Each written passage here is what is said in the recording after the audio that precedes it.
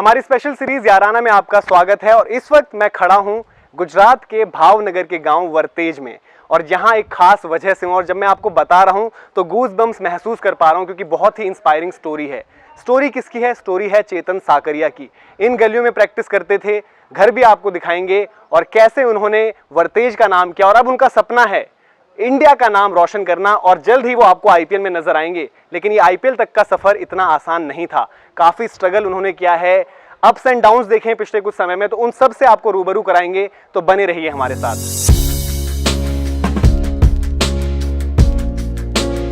चेतन, कभी खुद को गूगल किया आपने? गूगल में डाला कभी चेतन साकरिया? हाँ, बहुत बार डाला है मैंने। मतलब अभी आईपीएल सेलेक्ट होने के बाद या पहले?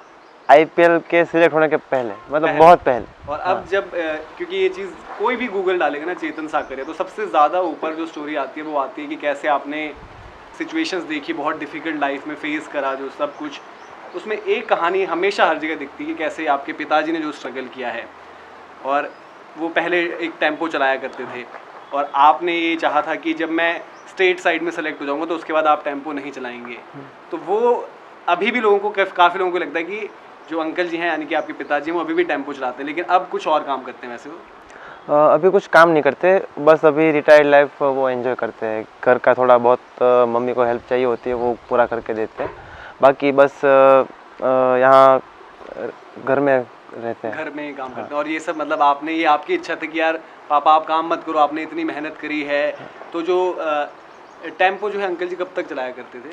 अभी 2 साल पहले तक चलाया करते थे, पर जैसे ही मैं रणजी ट्रॉफी के मतलब फाइनल में पहुंचे थे तो उस साल अच्छे खासे पैसे मिले थे हम लोगों को, तो उसके बाद मैंने छुड़वा दिया था पापा को। तो आपने बोला कि यार अब इस चीज़ की ज़रूरत है नहीं, और वही है क्योंकि स्ट्रगल उनका भी है जिस तरीके से बात कर रहे हैं। और हम जहाँ पर अभी मौजूद हैं यहीं से आपकी कहानी शुरू हुई है, इसी आंगन में आप खेला करते थे? मैं यहीं पे खेल के बड़ा हुआ हूँ, मतलब मेरे भाइयों के साथ यहाँ पर अड़ोस पड़ोस में जब छोटे थे, अब तो कोई नहीं रहता, सब अलग अलग बिजनेस करने या पढ़ाई करने सब बाहर चले गए। पर इसी गली में हम लोग खेला करते थे जहाँ से हमने स्टार्ट किया था। वो पहले एक कपड़े का जो बॉल रहता ना उससे खेलते थे, उसके बाद धीरे धीरे करके ऊपर आए, फिर रबर के बॉल से, फिर वो हार्ड टेनिस वाला, वैसे करके। अच्छा, आपसे मिलके खुशी तो वैसे ही है, मेरे को एक्स्ट्रा खुशी या एक्स्ट्रा जो उम्मीद है वो इसलिए क्योंकि आपको राजस्थान रॉयल्स ने पिक किया है और राजस्थान मेरी फेवरेट टीम है। और उसमें एक इशू रहता है थोड़ा गेंदबाजी का, उनका पिछले कुछ सीजन से रहा कि कभी वो पूरा as a unit bowling effort नहीं पड़ता। तो आपकी क्या तैयारियाँ चल रही हैं? पहले बताइए आईपीएल के लिए किस तरीके की तैयारी चल रही है? राजस्थान रॉयल्स आपका पहला सीजन होगा, कैसे चल रही है तैयारी? उन्होंने मुझे शायद मेरे वेरिएशन और वैरायटी की वजह से ही सिलेक्ट किया है, तो मैं अभी फोकस यही कर रहा हूँ कि मैं अपने वेरिएशन जो है उसके ऊपर अच्छा काबू बनाए रखूँ, ताकि मैं जब भी मैच खेलूँ या खेलने का मौका मिले तो मैं अच्छे से एग्जीक्यूट कर पाऊँ। अच्छा, जब आईपीएल में बोली चल रही थी, ऑक्शन हो रहा था और बिडिंग होना शुरू हुआ, आप टीम बस में थे, अपनी टीम बस में थे, सौराष्ट्र के जो टीममेट्स हैं उन सब के साथ थे। सबसे पहले तो ये बताइए, आपको लगा था कि यार कि जो मैंने इतना ज़्यादा स्ट्रगल किया है, जैसे आपने बोला कि अच्छा नहीं लगता था कि पापा इस तरीके से काम कर रहे हैं, उसके बाद 1 करोड़ 20 लाख में पिक होना, वो एक्सपीरियंस कैसा था? और उस टाइम जो आपने फील किया टीम बस के अंदर, वो थोड़ा सा शेयर कीजिए। जब मेरी बारी आने वाली थी, मेरा नंबर लगने वाला था, तब मैं बहुत ही नर्वस हो गया था, क्योंकि हमारे बाकी के प्लेयर्स जो थे सौराष्ट्र के वो अनसोल्ड हो रहे थे, क्योंकि उन्होंने भी बहुत ही अच्छा परफॉर्मेंस किया था इस साल, फिर भी उन लोगों को जगह नहीं मिली थी इस साल। तो फिर मैं थोड़ा प्रेशर में आ गया कि अब मैं भी शायद ऐसा अनसोल्ड जाऊँगा तो क्या होगा, इतनी मेहनत की है, इतना अच्छा परफॉर्मेंस भी अच्छा खासा ही था, तो फिर थोड़ा डर सा लगने लगा था। और एक्चुअली ऐसा ही हुआ, क्योंकि पहले 5-7 सेकंड किसी ने बिड ही नहीं की तो और प्रेशर आ गया। फिर अचानक से आरसीबी ने बिड स्टार्ट किया, तो फिर थोड़ा रिलीफ फील हुआ। और फिर वो लोग साथ में राजस्थान भी जुड़ गए, तो उनका थोड़ा चला डिबेट, फिर 1 करोड़ 20 लाख तक पहुंच गया। मतलब जैसे जैसे बढ़ता गया वैसे वैसे हमारे टीममेट सब चिल्लाने लगे, ज़ोर ज़ोर से आवाज़ें करने लगे अलग अलग तरह की। फिर वहाँ पर पानी की जितनी भी बोतल थी वो सब मेरे ऊपर उड़ा दी, वैसे करके सेलिब्रेट किया और सब ने कॉन्ग्रेचुलेट किया, हमारे कोचेस और सब ने। कभी लगा, मतलब ऐसा लगा था कि पहले जैसे आप कह रहे कि यार डर ये था कि कहीं कोई ऐसा हो कि अनसोल्ड ना चले जाऊँ, फिर जब 1 करोड़ 20 लाख हुआ कि भाई 1 करोड़ 20 लाख मुझ पे इन्वेस्ट कर रही है एक टीम इतना ज़्यादा, तो वो कैसा लगा कि यार आप शायद जो मतलब बहुत ज़्यादा स्ट्रगल्स देखे थे, शायद मैं मम्मी पापा को और ज़्यादा बेहतर एक लाइफ दे सकता हूँ, फैमिली को और ज़्यादा बेहतर लाइफ दे सकता हूँ, वो कैसा लगा था? सबसे पहले मेरे दिमाग में यही ख्याल आया था कि अब मैं जो अपना ड्रीम हाउस बनाने जाने वाला था वो मैं अच्छी तरह से और ज़्यादा इन्वेस्ट करके मतलब बना सकता हूँ घर। तो सबसे पहले चीज़ मेरे दिमाग में वही आई थी। तो आपका सपना क्या है, जो आप बोल रहे हैं ड्रीम हाउस है, वो कहाँ पर आप चाहते हैं कि कहाँ पर हो? मैं चाहता हूँ कि अच्छे सिटी में मिल जाए, जो हमारे मतलब बिल्कुल पास पड़ता है वो राजकोट ही है, और वहाँ पर मेरे क्रिकेट की फैसिलिटीज़ भी बहुत अच्छी मिल जाएगी, और साथ में मेरी बहन की पढ़ाई हो जाएगी और मम्मी पापा भी आराम से जी सकेंगे। ऐसा नहीं है कि यहाँ पर फैसिलिटीज़ नहीं मिलती, पर हम तीनों का हाँ बेहतर हो जाएगा तीनों का एक साथ। बट इस घर से तो अलग सा जुड़ाव होगा ना, जैसे आपने बोला कि यार इसी आंगन में कभी कपड़े की बॉल से, कभी रबड़ की बॉल से, तो जिस तरीके से होता है कि आप अपने रूट्स कभी भूलते नहीं हो, क्योंकि उन्होंने ही शायद पुश किया होगा आपको यार कि ये चीज़ मैं फेस कर रहा हूँ, कुछ मतलब रिस्ट्रिक्शंस आती हैं, जैसे आपने बोला कि यहाँ पर फैसिलिटीज़ उतनी ज़्यादा अच्छी नहीं हैं, तो इससे तो अलग सा लगाव होगा इस मतलब ये आंगन से, जो गलियाँ जहाँ पर आप खेला करते थे उन सब से। एक यादें जुड़ी हुई यहाँ पर, क्योंकि मैं मेरे भाइयों के साथ जब घर में खेला करता था, हमें मतलब हमारे बड़े डांटते थे, फिर मतलब उनकी डांट ज़्यादा हो जाती थी कभी कभी, तो मतलब मारने भी आते तो फिर भाग जाते थे। वो सब अलग ही यादें हैं यहाँ पर, तो एक लगाव तो है ही इस घर से। और जैसे आपने बोला कि परफॉर्मेंसेस भी अच्छी थी, तो आप लोगों को ये बता दें कि जो सैयद मुश्ताक हुआ था उसमें आप मतलब amongst the highest wicket takers थे। 5 मैचों में आपकी 11 या 12 विकेटें थी, फाइफर भी था, और इकोनॉमी मैंने देखा कि जिन जिन बॉलर्स की 10 से ऊपर विकेटें थी उनमें बेस्ट इकोनॉमी आपकी थी।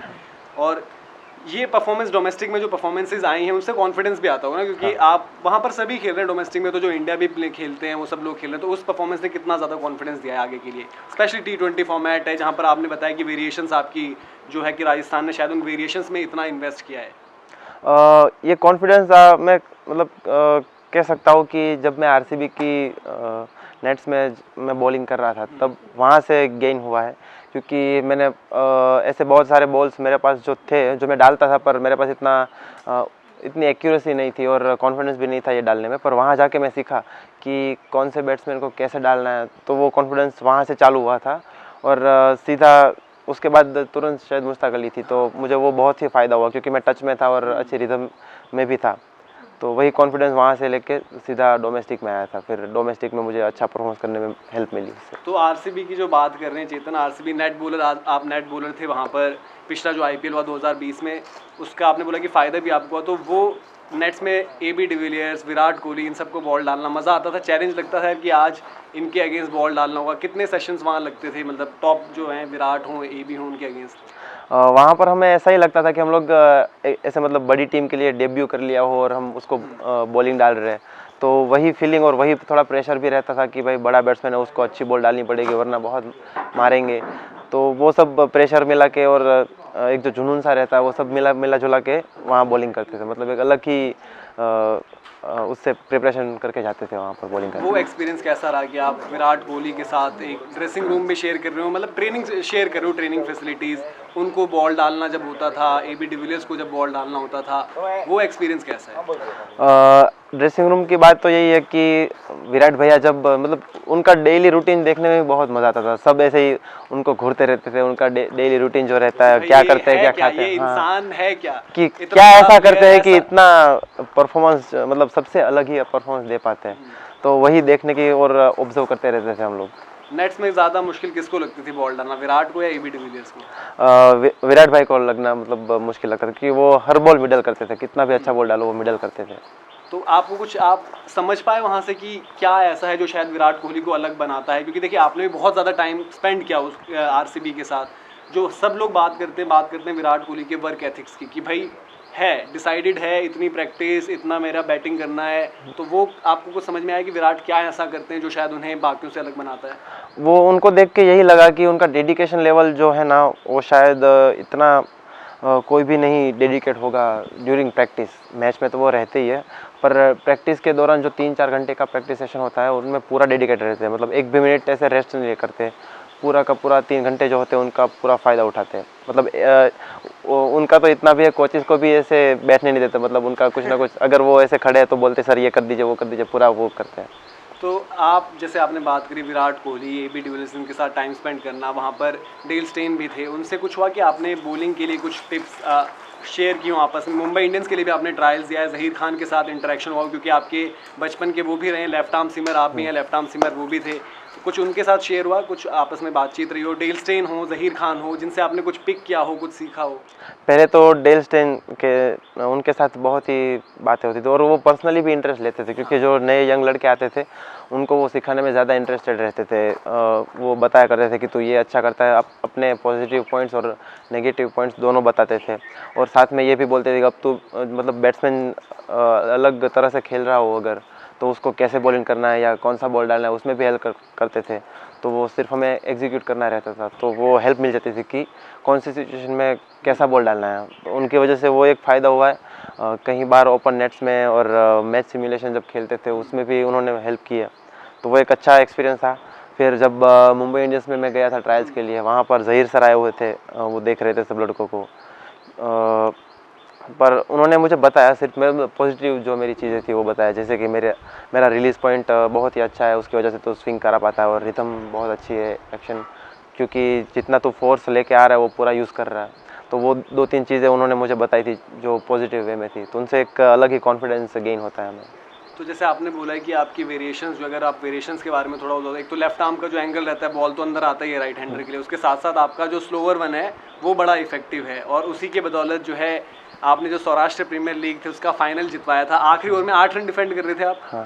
तो आखिरी ओवर में 8 रन डिफेंड कर रहे थे और ऑब्वियसली एक यंगस्टर होता है, प्रेशर रहता है, लेकिन आपकी परफॉर्मेंस बड़ी तगड़ी थी उस सीज़न में, मतलब जो हुआ था सौराष्ट्र प्रीमियर लीग का मैन ऑफ द सीरीज़ भी आप बने। 8 रन आप डिफेंड करते हुए हैट्रिक ले जाते हो, तो वो कैसा लगा था? ऐसा लग रहा था कि यार कि तो सपना टाइप हो रहा है, मैंने सोचा था कि मैं कभी ऐसी सिचुएशन होगी मैं तो हैट्रिक निकाल के ले जाऊंगा। वो एक सपना ही था, आप मान सकते हो, क्योंकि 8 रन डिफेंड करना T20 में बहुत ही मुश्किल है, कैसे भी टीम हो। और उस टाइम तो बैट्समैन ही खेल रहे थे और सेट बैट्समैन थे, समर्थ व्यास वो खेल रहे थे। पर जब मैंने पहले बॉल पे विकेट ली तब थोड़ा बिलीव आया कि नहीं हम कर सकते हैं। तो मैं जा रहा था सिर्फ विकेट लेने ही, क्योंकि विकेट लेने से ही एक रास्ता था कि 8 रन बच सकते हैं। हाँ, तो लकीली वो लोग बड़ा शॉट मार के फिनिश करने गए, ना कि एक रन और मतलब 1 रन करके लेके जाने की बजाय, तो वो एक फ़ायदा हो गया। तो हमारी जो ये थीम है, हमारे शो का नाम है याराना, और इसमें हम यारी के भी किस्से डिस्कस करते हैं। और आपकी यारी डेवलप हुई थी आरसीबी में जब आप एज नेट बॉलर गए थे सुशांत के साथ। सुशांत के साथ और सुशांत से मेरी बातचीत थी, मेरी यारी थी, तो सुशांत ने मेरी यारी अब आपसे करा दी है। तो वो बताइए, क्योंकि आप दोनों लेफ्ट आर्म सीमर हैं, किस तरीके की रहती थी? आप कैंप में भी इंजॉय किया होगा, दोनों ने काफ़ी सीखा भी होगा एक साथ। सुशांत के अलग एक्सपीरियंसेस थे, उसने इंडिया को रिप्रेजेंट किया, वहाँ की बातें बताई होंगी उस तरीके से। वो आपका याराना कैसे चलता है? एक ग्रुप वगैरह कोई बना हुआ है लेफ्ट आर्म सीमर्स का? ऐसा तो ग्रुप नहीं बना है, पर हम नेट बॉलर्स का ग्रुप जरूर बना है। अभी और भी जो है, जो चल रहा है। सुशांत आया था 19 वर्ल्ड कप खेल के, तो मतलब वो एक फनी गाय है और उसमें बिल्कुल वो ईगो नहीं था, क्योंकि जब अंडर 19 इंडिया का टैग लग जाता है तो कई लोग ऐसे होते हैं कि शायद मतलब किसी को बुलाते हैं, पर सुशांत एक अलग ही लड़का है और अच्छा घुल मिल गए थे हम लोगों का, मतलब बॉन्डिंग हो गया था। 2-2.5 महीने साथ में रहते, तो फिर सब कुछ साथ में करते थे, खाना खाने या कुछ मस्ती वस्ती करना है, किसी का बर्थडे हो सेलिब्रेट करना हो, साथ में करते थे। मज़ा आ गया था, एक मतलब लग नहीं रहा था कि अलग अलग जगह से हाँ, और अभी मिले कुछ एक महीना पहले मिले, ऐसा फील नहीं हुआ। हाँ। तो आपकी तो खैर यारी के किस्से, सौराष्ट्र की जो भी टीम है उसकी शायद ताकत यही है कि जो एज अ यूनिट वो एक साथ हैं। जो बड़े नाम भी हैं, जो काफ़ी लंबे अरसे से, जैसे जयदेव उनादकट हो गए, साथ चेतेश्वर पुजारा हो गए, जो बड़े प्लेयर्स हैं, वो भी शायद आपको एक छोटे भाई जैसा या एक बहुत ही क्लोज फ्रेंड उस तरीके से ट्रीट करते हैं। शेल्डन जैक्सन पहले आपके साथ थे, वो भी किस्सा बड़ा सब लोगों को पता है कि आपके पास बॉलिंग शू नहीं होते थे, स्पाइक्स नहीं होते थे। तो वो थोड़ा बताइए कि आपको पहला बॉलिंग स्पाइक जो मिला, जो शेल्डन जैक्सन के थ्रू आपको मिला था, उसकी कहानी थोड़ा अगर आप बता पाएँ। उसकी कहानी ऐसी है कि शेल्डन भाई उस साल KKR के लिए खेल रहे थे और थोड़े दिनों में उनका कैंप लगने वाला था, तो वो प्रिपरेशन कर रहे थे, रोज़ प्रैक्टिस कर रहे थे मतलब। तो फिर उनको बॉलर चाहिए होते थे। फिर शेल्डन भाई ने मुझे बोला, 19 खेल चुके। हाँ 17 साल का था, अंडर 19 तो नहीं खेला था अभी तक, स्टेट के लिए नहीं रिप्रेजेंट नहीं किया था। पर मैं वो कंटेंशन में था। फिर शेल्डन भाई ऐसे बुलाते थे कि प्रैक्टिस करने जाएंगे ऐसे वगैरह, तो कॉलेज का ग्राउंड था, वहाँ पर हम प्रैक्टिस कर रहे थे। तो सेशन ख़त्म ही होने वाला था और शेल्डन भाई को ऐसा था कि थोड़े बॉल से और खेल लूँ। तो वो जुनून चढ़ाने के लिए उन्होंने मुझे ऐसी शर्त लगाई कि मैं तुझे इतने बॉल देता हूँ, तो अगर मुझे आउट करेगा तो मैं तुझे एक नए स्पाइक्स के पैर दूंगा, और उनको पता था कि मेरे पास नहीं है और किस बैकग्राउंड से मैं आता हूँ, तो उनकी वजह से भी वो, और उनका तरीका ही यही है कि अगर यंगस्टर को ऐसे थोड़ा सपोर्ट या कुछ करना होता है ना, तो वो ऐसे करे, मतलब आसानी से नहीं देते।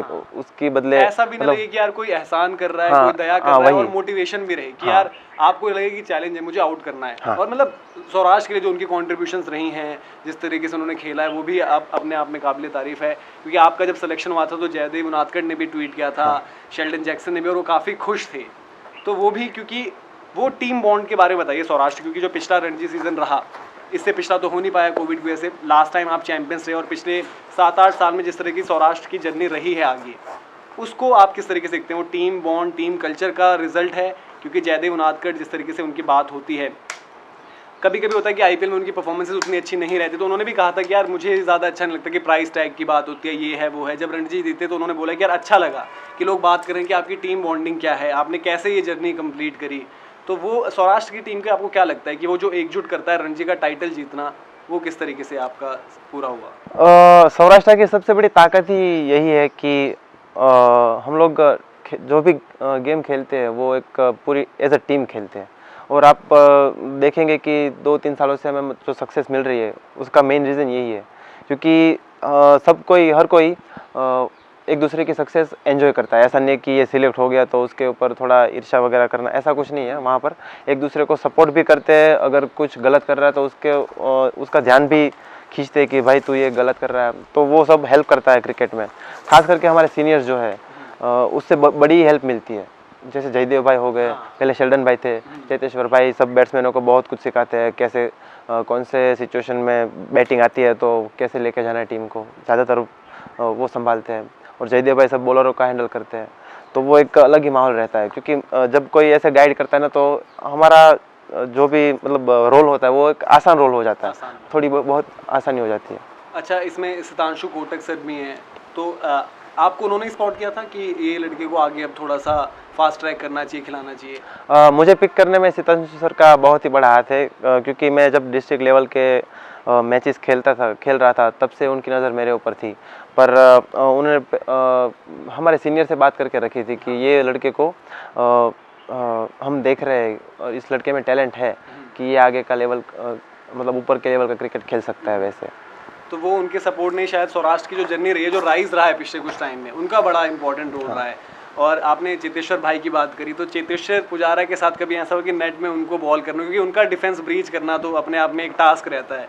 वो नेट्स में जब उनको गेंदबाजी करते हो तो लगता है कि जैसे हम देखते हैं कि बॉलर्स के पसीने छूट जाते हैं। आपको कैसा लगता है? वो चेतेश्वर भाई ऐसे है कि मतलब आपके पास से 100% एफर्ट से ज़्यादा निकलवाएंगे, क्योंकि उनको कभी खेलते हुए ऐसे नहीं होता कि वो लोग बीट हो जाए। उनको बीट करना ही बहुत बड़ी बात है, मतलब एक एज अ बॉलर। तो जब उनको बॉलिंग करने का मौका मिलता है तो फिर सब बॉलरों को वो परेशान तो करते ही करते हैं। मतलब आपने जैसे बोला कि उनका डिफेंसिव तोड़ना बहुत मुश्किल है, और एक्चुअली ऐसा ही है, उनका डिफेंस इतना कड़क है कि तोड़ना बहुत ही मुश्किल है। और जयदेव भाई की बात करी आपने, अच्छी चीज़ ये कि जयदेव भाई आपके साथ आगे भी रहेंगे, अभी राजस्थान रॉयल्स के सेटअप में हैं, तो वो कितना बड़ा एक आपके लिए लगता है कि एक प्लस पॉइंट है कि एक खिलाड़ी है, कप्तान है मेरा, जो मुझे समझता है। क्योंकि ऑब्वियसली कभी कभी होता है कि आप एक नई जगह पर जाते हो तो आपको लगता है यार कि मैं कैसे खुलकर अपनी बात कह पाऊँ या कैसे किसी को समझा पाऊँ, चाहिए होता है कि कोई अपना साथ हो जिससे आप बात कर सकते हैं, शेयर कर सकते हैं, तो वो कितना बड़ा प्लस है? जयदेव भाई मेरे करियर में पहले से ही बहुत मायने रखते हैं, क्योंकि जब मैंने डेब्यू किया था तो थोड़ा प्रेशर था। डेब्यू के बाद के मैच में जब वो आए थे तब थोड़ा प्रेशर सा लग रहा था, तो वो पहले ही मुझसे फ्रेंडली रहते थे, तो वो बड़ी हेल्प, मतलब उससे बड़ी हेल्प मिल जाती है। जो सीनियर इंडिया खेला हुआ और इतना फ्रेंडली बात करे तो फिर प्रेशर ऐसे ही रिलीज़ हो जाता है, तो फिर अच्छा परफॉर्मेंस करने में हेल्प मिल जाती है। और अगर मैं कहीं गलत बॉल डाल रहा हूँ और गलत प्लान से कुछ करने जा रहा हूँ तो मुझे तुरंत बोलते हैं कि ये प्लान अभी सही नहीं लग रहा, तो ये प्लान पे काम कर, इससे विकेट मिलने के चांसेस ज़्यादा। और एक्चुअली हम लोग उस टाइम सक्सेसफुल हो जाते हैं, मतलब सीनियर की बात सुन के, तो एक बड़ी ही हेल्प रहती है। तो वही चीज़ें, आपका डेब्यू भी जयदेव उनादकड़ जब उनका इंजरी हुआ था तो आपका वो डेब्यू सीजन हुआ था रणजी का, और डेब्यू में आपका 5 है। उसके अगले सीजन में आप लोगों ने रणजी ट्रॉफी जीत ली।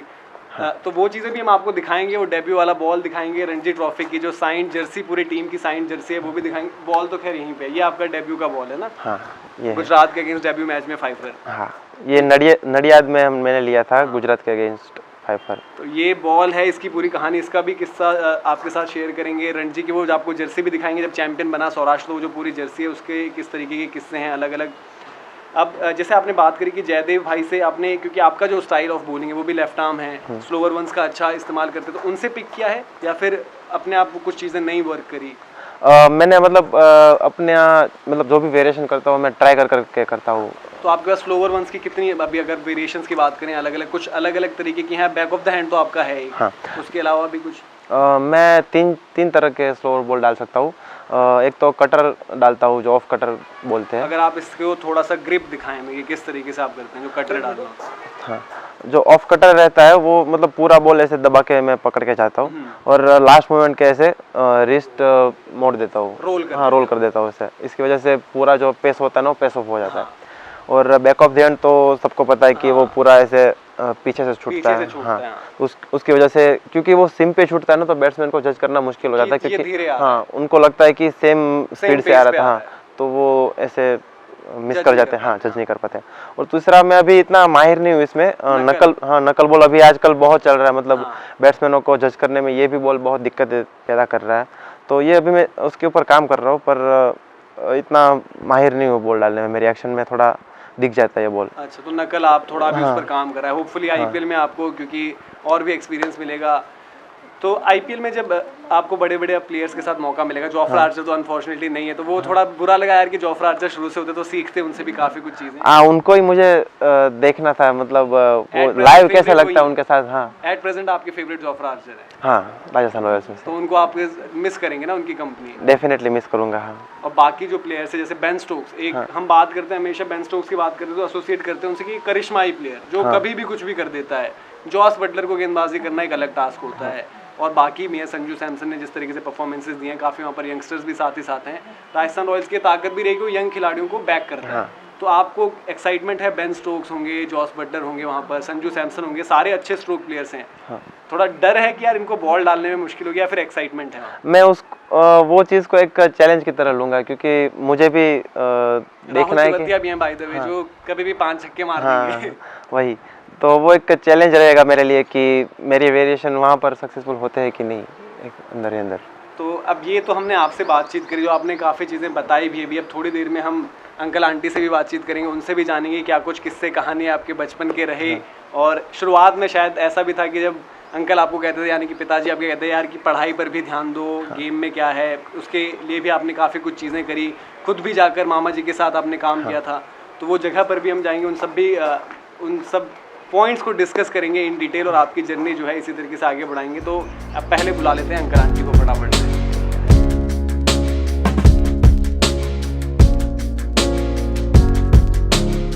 तो अब पूरी जो है यहाँ पर आप देख सकते हैं फुल हाउस है, जब पूरा परिवार है वो एक साथ ही यहाँ पर इकट्ठा हो गए हैं। तो सबसे पहले अंकल जी आपसे जानना चाहेंगे, क्योंकि आपको शुरुआत में लगता था कि यार पढ़ाई लिखाई भी कर लो कुछ, शायद स्पोर्ट्स में होता है कि जनरली नहीं बनता उतना ज़्यादा, लोगों का सक्सेसफुल नहीं रहता करियर, और क्योंकि एक ये भी रहता है कि हम जिस जगह से हैं वहाँ से उतने ज़्यादा लोग बड़ा कुछ कर नहीं पाए। तो अब आपको जब आप देखते हैं, क्योंकि यही उम्मीद करता हूँ कि आप जाने जाते होंगे कि चेतन के पापा हैं ये, और ये शायद एक पिता के लिए सबसे बड़ी चीज़ होती है जब बेटे के नाम से जाने जाते हैं। तो आज लगता है कि यार कि टैलेंट तो था लड़के में, शायद मैं उस टाइम पहचान नहीं पाया। हाँ, पहले पढ़ाई में बहुत होशियार था, मुझे लगता था कि खेल नहीं पाएगा। फिर सर ने मेरे को समझाया कि भाई लड़का में बहुत टैलेंट है, आप उसे खेलने दो। तो फिर मैं राज़ी हो गया और उसको खेलने का बोला, और अभी मैं खुश हूँ कि वो यहाँ इस लेवल तक पहुँचा है और हमारे गांव का नाम रोशन कर दिया इसने, और हम सब का भी। तो मैं बहुत ज़्यादा खुश हूँ। तो जैसे चेतन अभी बताया अंकल जी ने, तो ये स्कूल का किस्सा है कि आपको पहले तो बुलाया गया, प्रिंसिपल साहब ने बुलाया, साहब की साहिबा क्या थी? सर थे। तो प्रिंसिपल साहब ने बुलाया कि यार नंबर आपके कुछ कम रह गए थे। नहीं, एक्चुअली मैं पढ़ने में तो अच्छा था, पर वो टेस्ट वगैरह में ध्यान नहीं दे रहा था। तो उसके हिसाब से सर ने बोला कि अभी रेगुलर नहीं हो रहा है और पढ़ने में अच्छा है, तो उसको ध्यान दिलाओ, क्रिकेट खेलने चला जा रहा है। तो फिर आकर मतलब देखा, बट फिर उन्होंने भी देखा, प्रिंसिपल जो आपके सर रहे उन्होंने भी देखा खेलते हुए, और उनको लगा कि यार लड़के में टैलेंट है। फिर उन्होंने बोला कि चलो ठीक है, इतनी पढ़ाई ज़रूर कर लेना कि पास होते रहो। हाँ, बस ऐसे ही पास होते रहो। आपकी छोटी बहन भी हैं, आंटी जी भी साथ में हैं। आंटी जी, आपको कैसा लगता है, ऐसे मैं भी सोचता हूँ यार कि कभी माँ बाप जो होते हैं जब वो बेटे के नाम से जाने लगते हैं तो शायद एक बेटे को भी वो भी महसूस करते होंगे कि यार इतनी, एक होता है कि एक शायद एक मिशन रहता है किसी भी बच्चे का कि यार मेरे माँ बाप को मैं प्राउड फील करवाऊँ, वो चेतन ने आप लोगों को करवाया है। तो आप कैसे देखते हैं उस सफ़र पर जहाँ पर पहले आपने इतने सारे स्ट्रगल फेस किए, परेशानियाँ देखी, दिक्कतें देखी, और आज चेतन जिस मुकाम पर पहुँचे हैं और होपफुली आगे और अच्छा करेंगे? हमको बहुत अच्छा लगता है कि ये लड़का कितना आगे निकल गया, और बहुत आनंद होता है कि मेरा लड़का कुछ नहीं बन पा रहा था, वो कितना आगे निकल गया। जो कि उसके टैलेंट तो थी कि वो बनेगा कुछ। वो बोलता था, छोटा था तो बोलता था मैं सेठ बनता है वो सब ऐसा रहूँगा, ऐसा बोलता था वो जब छोटा था तब से। तो आपने बचपन से ही सपोर्ट किया, तो मैचेस आप साथ देखा करते थे जब मैच आते थे? क्योंकि अंकल थोड़ा सा थे कि यार पढ़ाई भी करो, आपने हमेशा बैक किया कि खेल, तू मेहनत कर। हाँ, वो हमारे को तो टाइम नहीं मिलता था, वो बोलता था कि तेरा लड़का खेलता है देख, ऐसा बोलता था कभी कभी। आप अब जब जिस तरीके से आईपीएल में पिक हुए, सबसे पहले तो उस दिन की बताइए कि उस दिन कैसा माहौल था घर में, और दूसरी चीज़ ये कि अब जब आप जाते होंगे पढ़ाई कर रहे हो तो लोग अब आपको बोलते हैं यार ये चेतन की बहन है, चेतन अब आईपीएल खेलेगा, रणजी ट्रॉफी जीता है, डोमेस्टिक में परफॉर्मेंसेस करता है, तो वो कैसा लगता है? वो जब ऑक्शन में सिलेक्ट हुआ था तभी मुझे सबके कॉल्स आने लगे और सब कॉन्ग्रेचुलेशन और सब कहने लगे। फिर सडनली चेतन भाई का कॉल आया कि, और उसने कॉल करके सिर्फ यही बोला कि हम करोड़पति बन गए, और वो इतना खुश था कि उसका कोई ठिकाना ही नहीं था। और मैं तो क्लास पे थी, उसने बोला तुमने मेरा ऑक्शन देखा कि नहीं? मैंने बोला मैंने तो नहीं देखा, पर ये बहुत खुशी की बात है कि तुम इतने बहुत आगे पहुंच गए हो। तो जैसे हम कहते हैं ना कि न्यूज़ में होता है एक रिपोर्टर होता है जो ब्रेकिंग न्यूज़ देता है, तो यहाँ पर ब्रेकिंग न्यूज़ आपने दी थी घर पे कि भाई ऐसा ऐसा हो गया है? हम दादा और ये सब देख रहे थे और आंटी यहाँ पे थी, तो मैंने आंटी को कहा भाई मैं तो 1 करोड़ 20 लाख में मैं तो खरीदा गया है, आईपीएल में राजस्थान की टीम में गया है, तो आंटी भी खुश हो गई। तो उस दिन क्या था आंटी आपके यहाँ पर? तो जैसे आज हम आए हैं, उस दिन तो भीड़ लग गई हुई, भीड़ लग गई है, और शहरी में 2-4 मकान के बाद सब भीड़ ही थी, भीड़ इकट्ठा हो गई। हाँ भीड़ ही थी। यहाँ तो कोई यहाँ बैठता है, कोई यहाँ बैठता है, सब। तो उस दिन तो यहाँ पर एक त्योहार जैसी फीलिंग रही हुई अंकल हाँ, जी? तो ये तो त्योहार ही था, ऐसा ही लगता था हमको। और अब यहाँ पर भी ऐसा हो गया, दिवाली हो गई थी ऐसे ही। दिवाली जल्दी आ गई थी। हाँ जल्दी आ गई थी, हमारे लड़के ने लगा दी। हाँ, तो अब कैसा है, क्योंकि कभी कभी ये भी होता है ना कि एक मुकाम हासिल किया है, एक जब जैसे कभी ये भी कहते हैं कि यार जब सक्सेस मिलती है तो शायद डिस्ट्रैक्ट नहीं होना, इधर उधर नहीं, रास्ते से भटकना नहीं है। तो उस चीज़ को लेकर आपको लगता है कि यार अभी भी जिस तरीके से जैसे मेहनत की है वैसे ही आगे जाता रहे? हाँ, तो हम बोलते हैं कि आगे आगे बढ़ता रहे और पीछे कदम मुड़ के न देखे, ऐसी मेरी शुभेच्छा है, मनोकामना है, और माता जी की आशीर्वाद है उसके पर। अंकल जी, शुरू से ही जैसे चेतन से हम बात कर रहे थे, आप पहले टेम्पो चलाया करते थे, उसके बाद भी जो आपने स्ट्रगल देखा अपनी लाइफ में, बट चेतन हमेशा यही कहता था आपको कि पापा आप इतनी ज़्यादा मेहनत मत करो, मैं भी थोड़ा बहुत, जब ये सेलेक्ट हो गए सौराष्ट्र में स्ट्रेट खेलने लग गए, तो वो एक आप वो इमोशन जो आप शेयर करते हैं, ऑब्वियसली बेटे और पिता का रिश्ता रहता ही है कि उसमें आप लगता है तकलीफ़ में नहीं देख सकते किसी को भी, तो ये जो इनका जो रिस्पॉन्स है आपकी तरफ, और आपको हमेशा ही चाहते थे कि यार एक अच्छी ज़िंदगी दें और बेहतर मैं कर सकूँ माता पिता के लिए, क्योंकि आज की जनरेशन में शायद ऐसा थोड़ा ये हुआ कि धीरे धीरे कम हो गई हैं चीज़ें, ऐसी नहीं होती। अभी भी है कि जैसे उन्होंने बोला कि हम करोड़पति बन गए, फ़ोन करके बोला, लेकिन पहला सपना या टारगेट यही है कि मैं आप लोगों को एक अच्छा घर अच्छी जगह पर दिला सकूँ जहाँ पर शायद फैसिलिटीज़ और अच्छी मैं दे पाऊँ आपको।